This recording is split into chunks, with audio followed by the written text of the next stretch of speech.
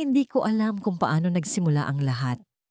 Ang alam ko lang, nandito ako ngayon, naglalakad ng mabilis sa madilim na eskinita.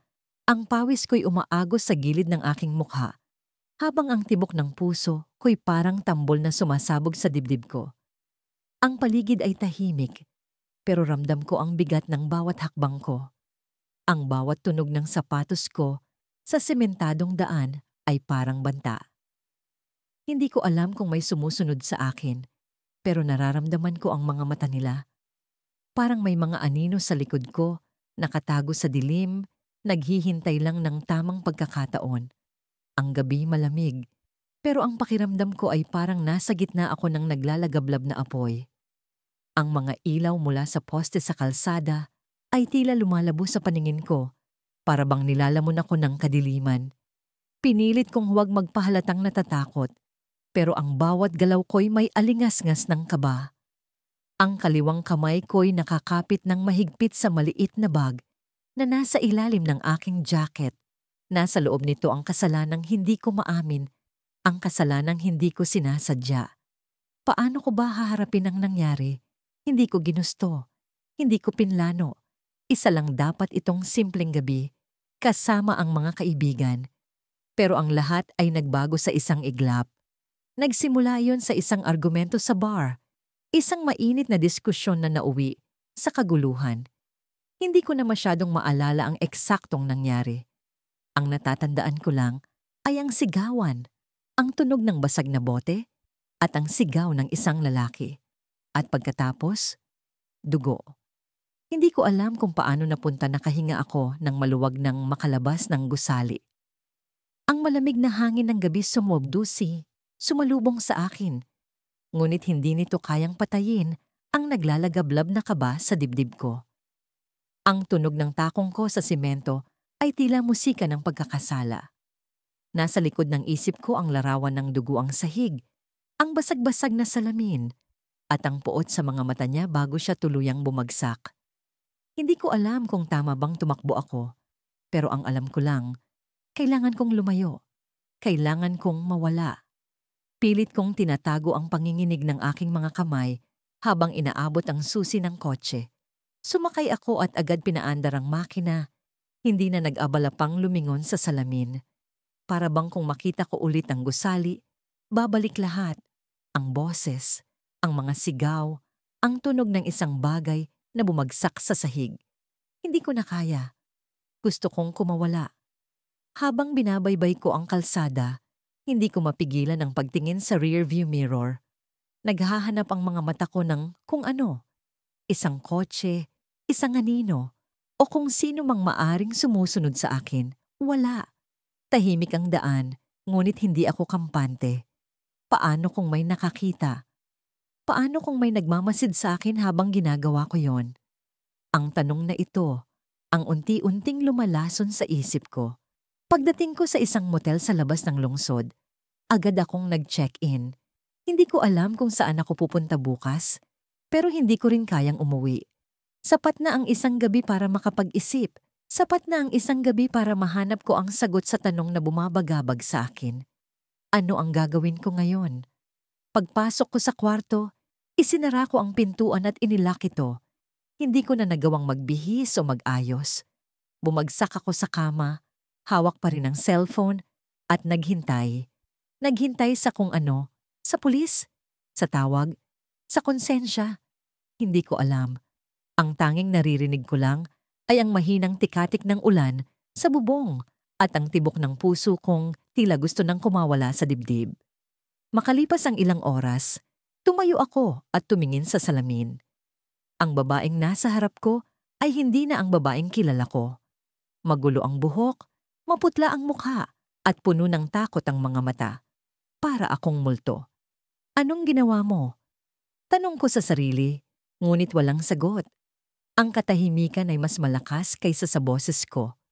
Umupo ako sa sahig, yakap-yakap ang mga tuhod, at sinubukang pigilin ang pag-iyak. Biglang tumunog ang cellphone ko. Halos mahulog ito sa kamay ko dahil sa gulat. Hindi nakarehistro ang numero. Hindi ko alam kung sasagutin ko o hindi. pero ang panginginig ng kamay ko ang nagpilit sa akin. Hello? Mahinang tanong ko. May katahimikan sa kabilang linya. Pagkatapos ay isang boses ang nagsalita. Malalim, malamig at pamilyar. Alam ko kung ano ang ginawa mo. Halos mahulog ako sa sahig. Sino ka? Sigaw ko ngunit wala nang sagot. Naputo lang tawag. Ang tanging naiwan ay ang tunog ng puso kong bumibilis at ang malamig na pawis sa noo ko. Sino siya? Paano niya nalaman? At higit sa lahat, ano ang gusto niya? Lumapit ako sa bintana at sumilip. Wala akong makitang kakaiba. Tahimik ang labas ng motel. Ngunit parang may kung anong presensya ang nagmamasid sa akin. Ang dilim ng gabi ay parang mata. Mata na hindi ko kayang takasan. Nagmadali akong bumalik sa kama, hinila ang kumot, at sinubukang huwag mag-isip.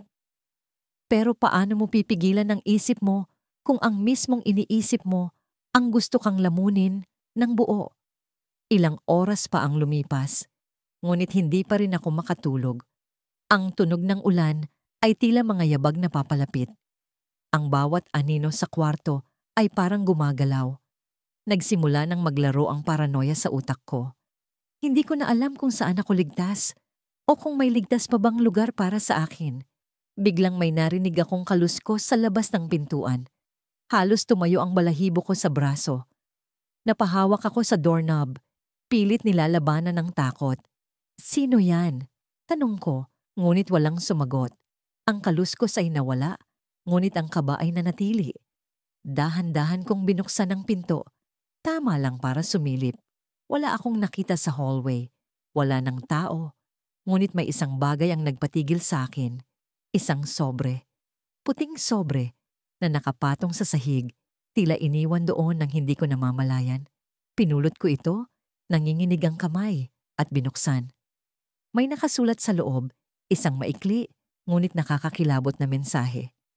Alam ko ang lahat at hindi ka makakatakas. Bumagsak ang sobre sa sahig, kasabay ng pagbigat ng dibdib ko. Hindi ko na alam kung ano ang gagawin. Sa lahat ng bagay na kinatatakutan ko, ito na marahil ang pinakamasakit. Hindi ako nag-iisa. May nakakita sa akin. At ang taong yon, kung sino man siya, ay hindi titigil hanggat hindi niya ako napaparusahan. Hindi ko alam kung paano ako nakarating sa madilim na eskinita. Ang amoy ng basang karton at bulok na pagkain ay sumisingaw sa hangin, ngunit wala akong pakialam. Ang mga kamay ko'y nanginginig, habang yakap-yakap ang bag na puno ng pera. Sa bawat yapak ng sapatos ko, naririnig ko ang bahagyang tunog ng mga papel na pera sa loob. Hindi ko akalaing magagawa ko yon. Hindi ko akalaing kaya kong gawin ang isang bagay na hindi ko kailanman pinangarap. Ngunit wala na akong magagawa. Nangyari na. Mabilis ang tibok ng puso ko. Parang isang tambol na pilit binabasag ang katahimikan ng gabi. Hindi ko alam kung sinusundan ako o kung paranoid lang ako. Pero may kung anong malamig na pakiramdam sa likod ng batok ko. Kumakapit ito sa akin. Pilit akong pinapaalala na may mali, na may gumagalaw sa dilim. Pinilit kong huwag lumingon, ngunit bawat hakbang ay tila isang hamon. Hindi ko rin alam kung saan ako pupunta. Basta ang alam ko, kailangan kong makalayo sa lugar na yon. Bumalik sa utak ko ang nangyari kanina. Ang mga sigawan, ang dugo, ang baril sa aking kamay, ang unang putok, ang tunog na bumalot sa buong kwarto, ang lalaking bumagsak, ang mga mata niyang puno ng pagkagulat, habang unti-unting nawalan ng buhay. Hindi ko siya kilala, ngunit alam kong wala na siyang magagawa. Isa siyang hadlang, at kailangan kong alisin ang hadlang na yon. Ang mga taong nasa paligid ko ay nagtakbuhan, nagkanya-kanya ng diskarte. Ang ilan ay nagmakaawa. At ako ang tumakas. Mula sa dilim ng eskinita, narini ang dilim ng gabi ang siyang kumukulong-kumot sa akin habang naglalakad ako sa makitid na eskinita. Ang bawat hakbang ko ay tila sinasagot ng tunog ng posas na nakalagay sa isip ko. Hindi ko alam kung paranoia lang o talagang may mga matang nagmamasid sa bawat galaw ko. Ang hangin ay malamig, ngunit ang pawis sa aking batok ay mainit. Ang mga ilaw sa poste ay pawang mga mata ng hukom na nagmamasid sa akin, naghihintay ng kahit isang maling galaw. Nilisan ko ang lugar ng krimen ng walang bakas, walang iniwang ebidensya. Ngunit ang mga alaala ay parang mga multo. Hindi ko sila matakasan. Ang dugo ang sahig, ang basag na bintana, ang sigaw na humihikbi bago tuluyang tumahimik. Lahat iyon ay pilit kong nilulunod sa isipan, ngunit paulit-ulit silang bumabalik. Sa bawat liko ng eskinita, parang may aninong sumusunod sa akin. Hindi ko alam kung totoo iyon o gawa lang ng takot ko. Kalma, bulong ko sa sarili habang pinipilit kong kontrolin ang kabog ng dibdib ko. Pero paano ba kikilma kung alam kong may isang taong nakakita? Hindi ko siya nakita ng eksakto. Isang anino lang sa gilid ng bintana. Isang piraso ng tela na gumalaw sa dilim. Pero sapat na yon para magising ang takot sa utak ko. Sino siya? Bakit siya naroon? At higit sa lahat, ano ang gagawin niya ngayon? Tumigil ako. Narinig ko ang yapak sa likod ko. Hindi ko napigilan ang pagbilis ng tibok ng puso ko. Pumikit ako saglit, nagdasal, at nang humarap ako, wala akong nakita. Sinubukan kong ngumiti, ngunit alam kong pilit iyon. Ang kamay ko ay mahigpit na nakakapit sa bag na dala ko. Ang bag na may laman ng mga bagay na hindi dapat makita ng kahit sino. Lumingon ako sa paligid. Ang mga pader ng eskinita ay tila sumisikip. Ang dilim ay lumalalim. Ang hangin ay parang bumibigat.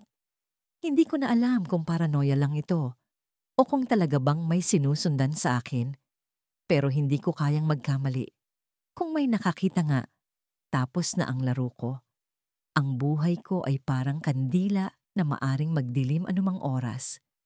Nang marating ko ang dulo ng eskinita, may humarang sa akin.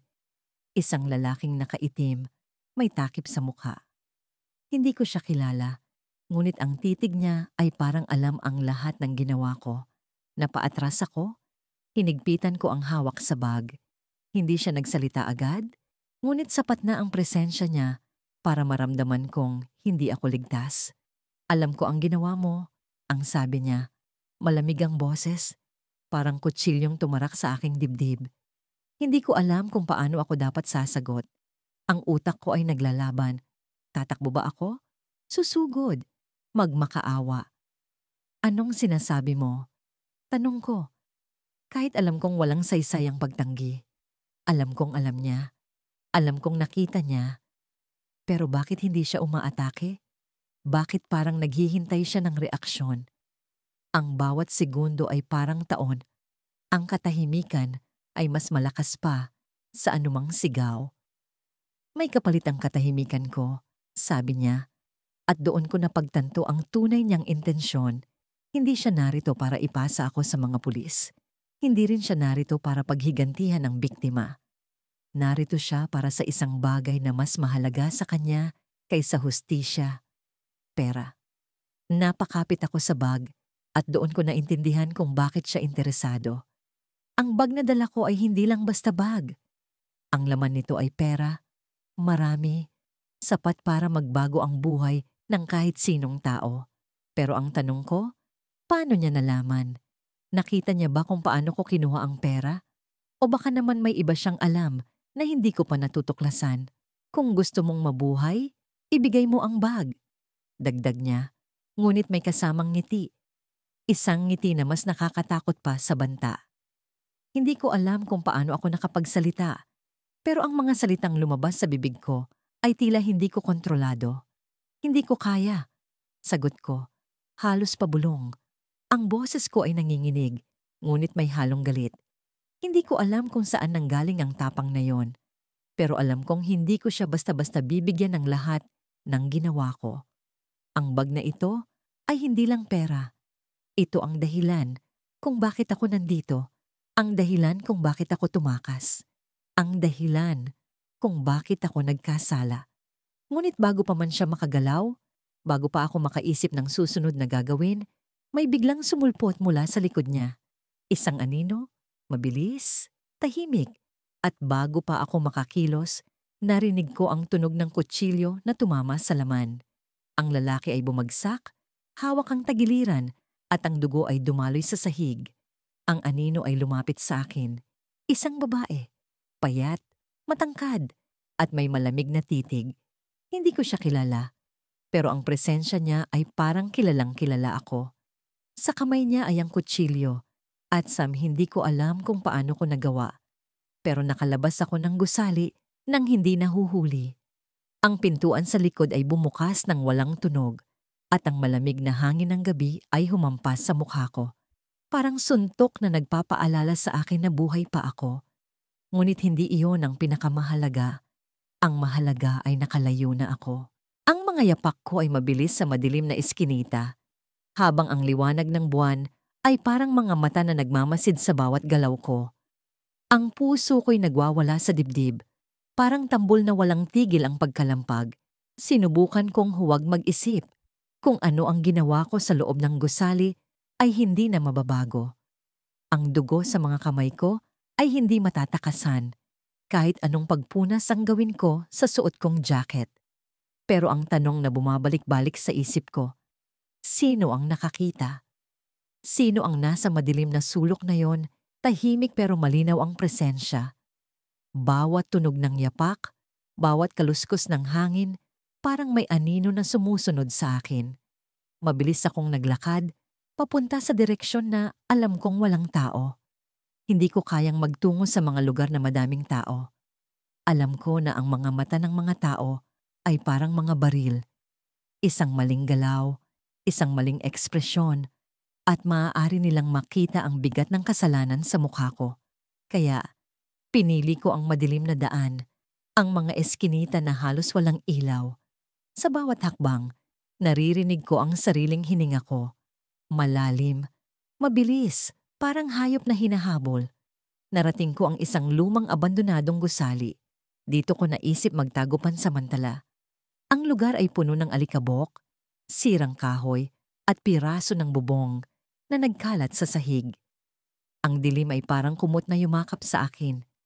Ang bawat galaw ko ay maingat, bawat yapak, bawat paghinga. Pinilit kong huwag gumawa ng ingay, pero ang kaba sa dibdib ko ay parang sumisigaw sa katahimikan. Umupo ako sa isang sulok, sa likod ng malaking kahoy na kahon. Hinila ko ang zipper ng jacket ko at doon ko nakita ang mantsa ng dugo. Ang pula ay parang apoy na hindi namamatay. Paalala ng ginawa ko. Sinubukan kong huwag isipin ang nangyari. Sinubukan kong huwag alalahanin ang mukha ng lalaking iyon. Ang takot sa mga mata niya bago ko siya. Hindi. Hindi ko kayang balikan iyon. Ngunit kahit anong pilit kong itaboy ang alaala, parang pelikula na paulit-ulit itong bumabalik. Ang tunog ng sigaw niya ay sumisingaw sa isip ko hanggang sa naging tahimik ang lahat. At pagkatapos, ang presensya sa likod ko, ang taong nakakita. Sino siya? Ano ang gagawin niya? Bigla, may narinig akong kaluskos. Tumayo ang mga balahibo ko sa pagpasok ko sa madilim na eskinita. Ramdam ko ang malamig na hangin na dumadampi sa aking balat. Ang mga anino ng mga poste ng ilaw ay tila mga kamay na umaabot sa akin. Nagtatangkang hilahin ako pabalik sa lugar ng krimen. Nanginginig ang mga kamay ko habang hawak ang bag na naglalaman ng mga bagay na hindi ko na dapat dala. Ang bawat hakbang ko ay parang hampas ng martilyo sa aking dibdib. Mabigat, masakit, at punong-puno ng kaba. Hindi ko alam kung paano ako napunta sa ganitong sitwasyon. Kanina lang, nakatayo ako sa harap ng bangko, nag-aalinlangan kung itutuloy ba ang plano. Pero nagawa ko rin. Ang boses ni Marco ang bumubulong sa akin. Kung hindi ngayon, kailan pa? Wala nang atrasan. At sa isang iglap, lahat ay nagkagulo. Mga sigaw, putok ng baril, at ang mukha ng guwardiya na walang buhay habang bumagsak sa sahig. Hindi ko siya binaril. Hindi ako ang gumawa noon, pero kasabwat ako. Kasama ako sa plano at ngayon, ako ang tumatakbo. Ang tunog ng mga yapak ko sa basang semento ay parang tambol na nagbabadya ng peligro. Lumingon ako sa likod. Wala akong nakikitang tao. Pero bakit parang may naririnig akong mga yapak bukod sa akin? Mabilis akong lumiko sa kanto, nagtatago sa likod ng isang lumang billboard. Sinubukan kong pigilin ang paghinga. Pumikit ako at nagdasal, kahit hindi ko alam kung may nakikinig pa sa akin. Sa likod ng mga talukap ng mata ko, bumabalik ang imahe ng gwardiya. Ang kanyang mga mata na tila nagtatanong, bakit? Mahirap paniwalaan, pero sa kabila ng ingay ng mundo, naririnig ko ang tibok ng puso ko. Tulad ng tambol, mabilis at walang pag-awat. Hindi ko alam kung paranoia lang ba ito o talagang may sumusunod sa akin. Nang buksan ko ang mga mata ko, may naaninag akong figura sa dulo ng kalsada. Isang lalaki. Nakatingin siya diretso sa akin. Hindi ko makita ng malinaw ang mukha niya, pero ang tindig niya ay sapat na para pangilabutan ako. Napaatras ako, napakapit sa pader. Hindi siya gumalaw. Nakatayo lang siya roon, parang nilalang mula sa dilim. Mabilis akong tumakbo palayo, hindi na inisip kung saan patungo. Ang mahalaga, makalayo ako. Naramdaman ko ang bigat ng bag na dala ko. Puno ng pera. Maruming pera. Pera na nabahiran ng dugo. Gusto ko nang itapon, pero hindi ko magawa. Sa likod ng utak ko, iniisip ko pa rin ang mga pangarap na pinangako ni Marco. Pagkatapos nito, wala na tayong problema. May bahay tayo, may kotse, may buhay na parang hari at reyna.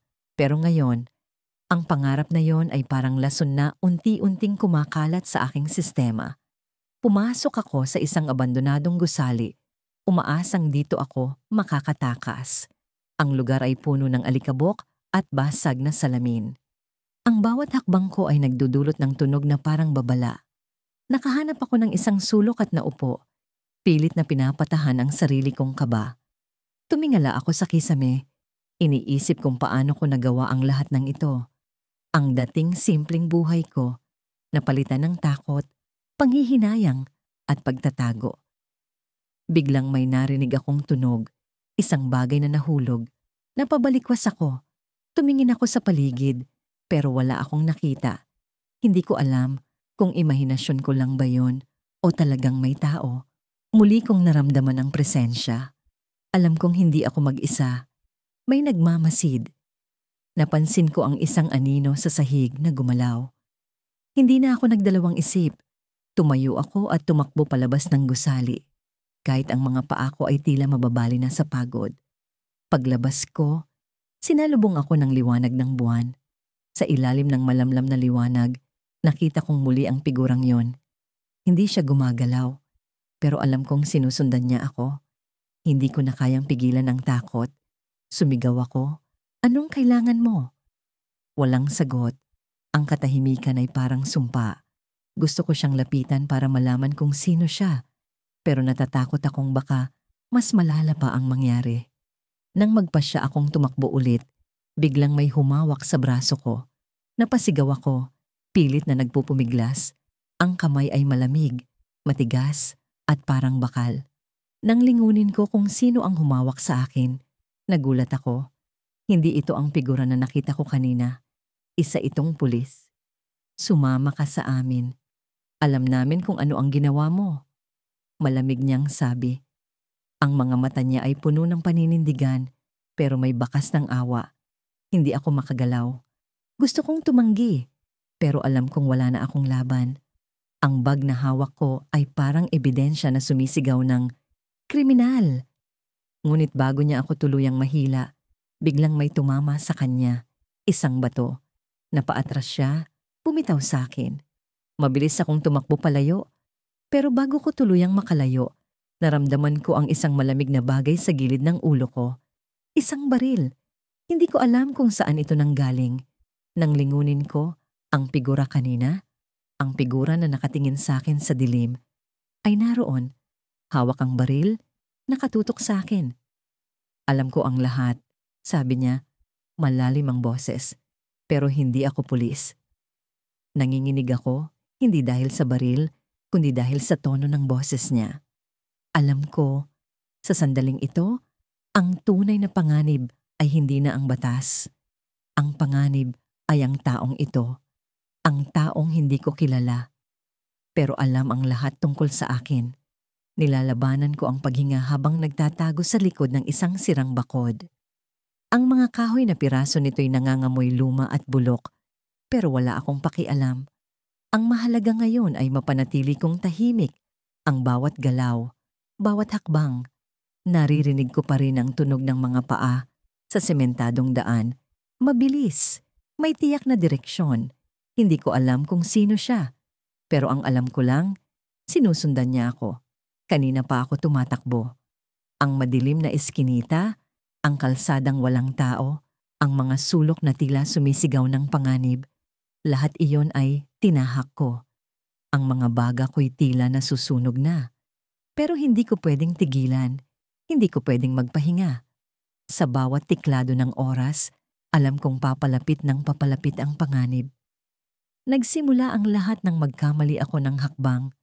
Hindi ko dapat naroon sa gabing yon. Hindi ko dapat pinayagan ang sarili kong masangkot sa ganitong klase ng gulo.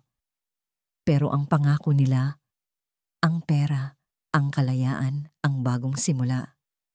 Lahat iyon ay tila napakatamis para tanggihan. Ginawa ko ang dapat gawin, sinunod ko ang plano. Pero nagkamali kami. At sa isang iglap, may nawala. May namatay. Hindi ko alam kung paano ko napasok ang sitwasyong ito. Ang bawat detalye ng gabing yon ay tila sumisigaw sa akin. Paulit-ulit na bumabalik sa isipan ko. Ang tunog ng baril, ang sigaw, ang pagkalas ng buhay mula sa katawan ng biktima. Akala ko'y ligtas na ako nang tumakas ako. Pero ang totoo, hindi ko na mapapawi ang ginawa ko. At ngayon, may isang tao, isang estranghero, ang tila may humihingal akong tumakbo sa madilim na eskinita. Pilit na nilalabanan ang bigat ng konsensya na parang asong gutom na naghahabol sa akin. Ang mga paa ko'y basang-basa sa putikan. Bawat hakbang ay nag-iiwan ng bakas na tila sumisigaw ng katotohanan. Hindi ko alam kung saan ako pupunta. Ang tanging alam ko lang, kailangan kong lumayo. Lumayo sa lahat ng maaaring makakita sa akin. Ngunit paano kung ang bawat sulok ng lungsod ay may matang nakamatyag? Ang malamig na hangin ng gabi ay humahagod sa aking leeg, pero hindi nito kayang palamigin ang apoy ng takot na nagliliyab sa loob ko. Sa tapat ng isang abandonadong gusali, tumigil ako saglit, hindi para magpahinga, kundi para mag-isip. Ang tunog ng sirena ng pulis ay papalapit. Ang mga ilaw nito ay tila mga tuldok na unti-unting gumuguhit sa dilim. Mabilis kong tinapik ang bulsa ng aking jacket. Naroon pa rin ang patalim. Ang patalim na siyang naging saksi sa pagkakamaling hindi ko na maitatama. Nangyari ang lahat ng napakabilis. Ang bangayan namin ni Marco sa loob ng bar. Ang init ng dugo na nagdilim sa akin. Ang galit na bumulag sa aking mga kilos. Hindi ko siya sinadya. Hindi ko sinadya ang lahat. Ngunit paano ko yun ipapaliwanag sa mga magulang niya? Sa mga pulis? Sa sarili ko? Ang simpleng salitang hindi sinasadya ay walang bigat kapag may katawan ng malamig sa sahig. Muli akong tumakbo. Hindi ko alam kung bakit. Pero naramdaman kong may sumusunod sa akin. Hindi ito ang tunog ng sirena o ang mga yapak ng pulis. Hindi rin ito ang mga ingay ng lungsod. Ang malalalim na timbre ng mga busina, ang kalansing ng bote sa basurahan, o ang sigaw ng lasing na nagmumura sa kalsada. Ang bawat tunog ay tila nagkukubli sa isang bagay na mas tahimik, mas madilim, mas nakakatakot. Para bang may aninong nagmamasid sa akin, isang aninong hindi ko maaninag. Pumasok ako sa gusali. Ang loob nito ay isang guho. Ang mga dingding ay kakulay ng amag at ang sahig ay puno ng basag na salamin. Ang amoy ng luma at pagkabulok ay sumalubong sa ilong ko, pero hindi ko iniinda. Ang mahalaga, may tagwan ako. Ang mahalaga, kahit papaano, ligtas ako. Pumwesto ako sa likod ng isang lumang cabinet na nakasandal sa dingding. Sinubukan kong kontrolin ang paghinga ko, pero bawat paghinga ay mabigat, puno ng kaba, puno ng panalangin, na sana walang makahanap sa akin. Biglang may narinig ako, mga yapak, mabilis. Hindi ko alam kung pulis yun o ang taong sumusunod sa akin. Ang mga yapak ay papalapit ng papalapit hanggang sa huminto ito sa mismong harap ng gusali. Ang katahimikan pagkatapos noon ay halos mas malakas pa kaysa sa tunog ng mga yapak. Pinilit kong hindi gumalaw, hindi huminga. Pero ang puso ko'y kumakabog ng sobrang lakas na para bang naririnig ito ng sino mang nasa labas. At doon ko siya nakita. Isang figura sa dilim, nakatayo sa may siwang ng pinto. Hindi ko maaninag ang mukha niya, pero alam kong nakatingin siya sa akin. Para bang alam niya kung saan ako nagtatago. Para bang alam niya ang bawat galaw ko, ang bawat lihim ko. Hindi siya pulis. Hindi rin siya mukhang simpleng tao. Ang presensya niya ay malamig, mabigat, nakakapaso. Hindi ko alam kung bakit, pero sa kabila ng takot ko, may piraso ng galit na pumukaw sa akin. Sino siya? Bakit niya ako sinusundan? Hindi siya gumalaw. Para siyang estatwa, nakatitig, naghihintay. Ang mga mata niya, bagamat hindi ko ganap na makita, ay may kakaibang ningning. Parang apoy na tumutupok sa akin mula sa malayo. Hindi ko na nakayanan. Hinugot ko ang patalim mula sa bulsa at lumabas mula sa likod ng cabinet. Hindi ko alam kung tama ang gagawin ko, pero wala na akong ibang pagpipilian. Kung sino man siya, kailangan kong malaman. Kailangan kong tapusin ang takot na ito. Anong kailangan mo? Sigaw ko, hawak ang patalim na nanginginig sa kamay ko. Ang boses ko'y basag, puno ng pagkabalisa. Pero hindi siya sumagot. Nanatili lang siyang nakatayo, nakatingin. Ang katahimikan ay halos pumatay sa akin. Naglakad ako ng marahan, palapit sa kanya. Ang patalim ay nakataas. Pero sa bawat hakbang ko, lalo lamang siyang naging malamig. Lalo lamang bumibigat ang presensya niya. Hanggang sa bigla siyang kumilos. Mabilis. Napakabilis na halos hindi ko na makita. Sa isang iglap, nasa harap ko na siya. Ang mukha niya ay halos ilang pulgada lang mula sa akin. Hindi ko maipaliwanag ang itsura niya. Parang tao. Pero hindi. Ang mga mata niya ay tila salamin. At sa salamin na yon, nakita ko ang sarili ko. Ang sarili kong duguan. Ang sarili kong desperado. Ang sarili kong tuluyang nawala. Bago pa ako makakilos, naramdaman ko ang malamig niyang kamay sa pulso ko. Ang patalim na hawak ko'y nalaglag sa sahig. Alam ko ang ginawa mo. Bulong niya, mababa at puno ng pananakot. Ang boses niya ay parang dumiretso sa kaluluwa ko. Binasag ang bawat pader na itinayo ko upang maprotektahan ang sarili ko. At bago ko pa siya masagot, narinig ko ang tunog ng sirena. Papalapit na ang mga pulis, ngunit nang tumingin ako muli sa figura sa harap ko, wala na siya. Naubos na ang lakas ko, bumagsak ako sa sahig, nanginginig habang nakatingin sa patalim. Ang bumubulong ang hangin sa dilim ng gabi, parang nagbabanta. Nasa gitna ako ng kakahuyan, tumatakbo ng walang direksyon. Ang mga paa ko'y bumabaon sa basa at malagkit na lupa, pero hindi ko pinapansin.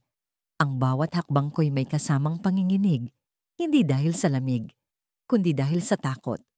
Ang takot na baka may sumunod sa akin. Ang takot na baka may makakita. Ang mga palad ko'y basa pa rin ng dugo. Hindi ko alam kung sa kanya o sa akin. Basta ang alam ko, kailangan kong makalayo. Ang bawat pulgada ng balat ko'y nagtataglay ng bakas ng gabing iyon. Ang gabi na bumaliktad ang mundo ko. Naglaro sa isip ko ang mukha niya.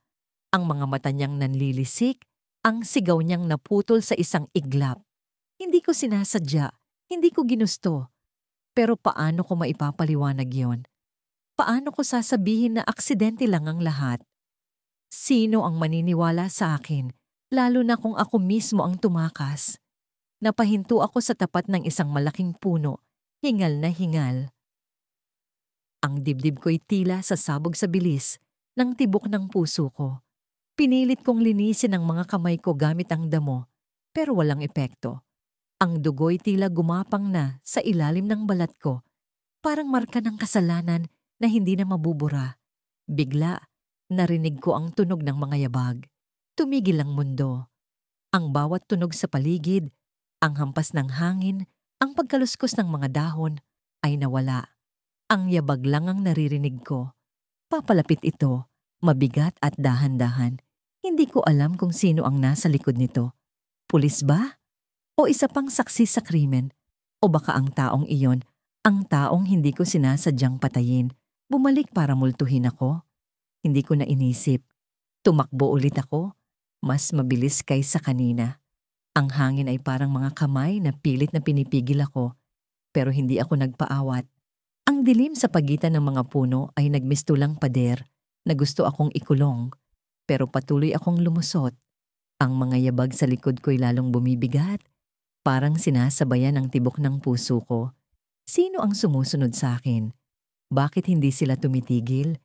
Sa gilid ng mata ko, may gumalaw. Isang anino. Napalingon ako, ngunit wala akong nakita. Ang utak ko'y naglalaro sa akin. Pinaparamdam na hindi ako ligtas kahit saan. Pero hindi ko na kailangang kumbinsihin ang sarili ko. Alam kong totoo. May tao sa likod ko. May nakakita sa ginawa ko. Nakarating ako sa isang maliit na kubo sa gitna ng kakahuyan. Mukhang abandonado. Ang bubong ay butas-butas. Ang dingding ay halos gumuho. Pero wala akong ibang mapuntahan. Pumasok ako sa loob. Pilit na isinara ang pintuan kahit na sira na ito. Ang amoy ng nabubulok na kahoy ay sumalubong sa akin. Pero hindi ko na inintindi. Ang mahalaga, may saglit akong taguan. Huminga ako ng malalim. Pilit na pinapakalma ang sarili. Pero bago pa tuluyang magbalik ang normal na paghinga ko, narinig ko ang tunog ng pintuan. May humawak dito mula sa labas. Ang pintuan ay gumalaw ng bahagya. Parang may nagtatangkang pumasok. Napaatras ako, napapikit. Pilit na iniisip kung paano ko maitatago ang sarili ko. Pero wala akong ligtas. Napakaliit ng kubo. Kahit saan ako magtago, madali akong makikita. Isang tinig ang narinig ko. Malalim, malamig. Alam kong nandyan ka. Nanigas ang katawan ko. Hindi ko kilala ang boses. Ang bawat salita ay parang kutsilyo na dumadaustos sa balat ko. Sino siya? Paano niya ako natagpuan? Ang utak ko'y nagpaikot-ikot sa libu-libong tanong, pero wala akong sagot. Iisang bagay lang ang sigurado. Alam niya ang ginawa ko. Hindi mo ako matatakasan. Dagdagan niya, mas malapit na ang boses. Alam ko ang lahat. Napaatras ako sa dingding, pero ang likod ko'y tumama sa basag na kahoy. Wala na akong mapupuntahan.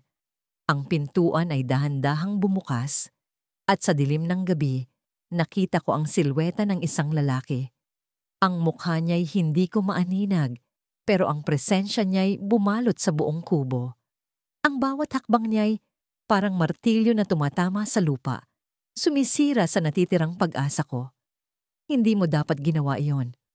Aniya, mas malapit na ngayon. Pero huwag kang mag-alala. Tutulungan kita.